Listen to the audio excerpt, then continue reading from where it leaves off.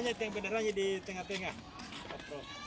Ini adalah sekolah Halamannya juga yang SMA Muhammadiyah 1 Wakatobi.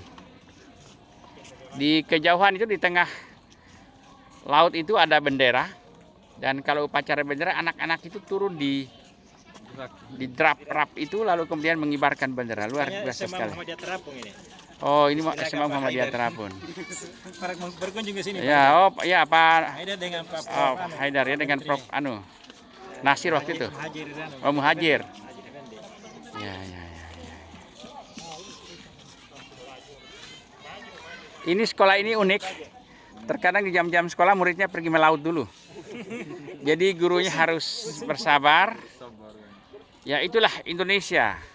Kita memang tidak mungkin membuat kurikulum yang harus diterapkan sama untuk seluruh Indonesia karena kita punya perbedaan budaya, perbedaan karakter, dan yang paling penting adalah dan harus diperhatikan adalah cara hidup kita, pola hidup kita yang berbeda. Sehingga dengan demikian memang harus ada aturan pendidikan yang bisa mengakomodir bagaimana pendidikan di pesisir, pendidikan termasuk pendidikan di tengah laut seperti ini, dan pendidikan di pegunungan. Mestinya regulasi itu memungkinkan untuk bisa berkreasi, karena yang paling penting adalah kita bisa mencerdaskan kehidupan bangsa untuk semua karakter bangsa, untuk semua suku di negeri ini. Saya kira itu adalah hakikat dari Negara Kesatuan Republik Indonesia, di mana semua penduduk Indonesia memang punya kesempatan yang sama untuk menikmati pendidikan yang berkualitas. Pendidikan yang berkualitas tidak harus sama prosesnya, tetapi yang paling penting adalah bisa mengakomodir karakter budaya di setiap daerah dimanapun di Nusantara ini, termasuk daerah-daerah terpencil dan suku-suku terasing seperti suku Bajo yang kita saksikan seperti sekarang ini. Ini adalah Ibu Surni. Dia adalah dianggap sebagai sekarang ini malah menjabat sebagai Wakil Rektor 1 Sekolah Institut Teknologi dan Bisnis Muhammadiyah Wakatobi. Ini Pak Rektor Pak Harusani. Beliau juga adalah salah seorang petinggi. Dua-duanya sebenarnya petinggi di pemerintah Kabupaten Wakatobi. Ya.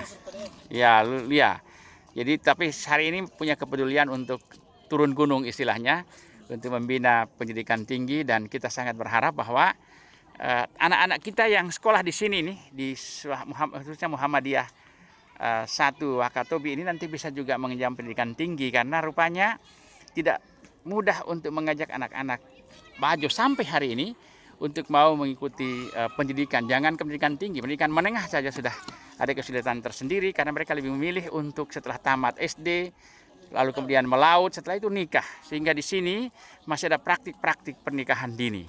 Saya kira ini tidak bisa kita tutup mata, tutup telinga, bahwa ternyata di tengah-tengah modernisasi dunia hari ini, globalisasi menurut bahasa kita, revolusi industri bahasa kita, tetapi ternyata di daerah-daerah terpencil masih sangat banyak warga negara kita, masyarakat kita yang sebetulnya belum tersentuh pembangunan sedikit pun. Itu mengapa? Bukan juga salah pemerintah, tapi memang karena karakter dan budaya yang begitu sulit untuk mengubah cara berpikir masyarakat kita. Oleh sebab itu kita perlukan kesabaran dan ketekunan serta program yang pas, yang tepat, agar masyarakat kita mau berubah cara pikirnya.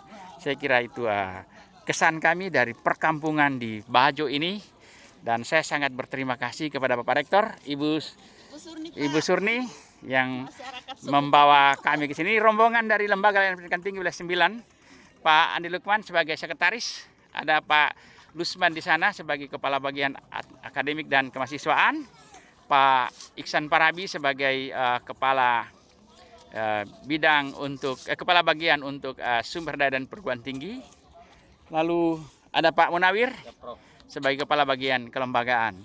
Kami datang ke sini memang khusus untuk melihat kondisi di sini, dan oleh sebab itu kita akan menyuarakan dari sini ke pemerintah pusat bahwa Institut Teknologi dan Bisnis Muhammadiyah Wakatobi ini perlu sentuhan-sentuhan khusus agar bisa berkembang, khususnya untuk anak-anak kita dari suku Bajo.